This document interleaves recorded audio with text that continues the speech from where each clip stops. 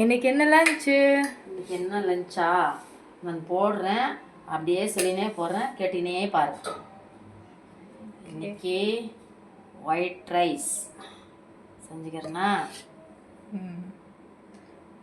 போதும் எனக்கு சாப்பாடு. டயட்டு ரொம்ப இருக்கக்கூடாது.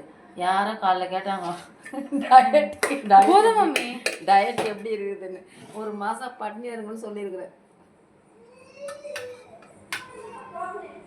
இது வெந்தய குழம்பு. வெந்தய குழம்பு சூப்பர். இது வத்தல், அரிசி வத்தல். இது புடலங்காய் போட்டு கூட்டு.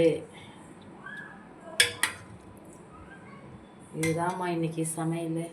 ஸோ ஃப்ரெண்ட்ஸ், இதுதான் இன்னைக்கு எங்கள் வீட்டோட லஞ்ச்.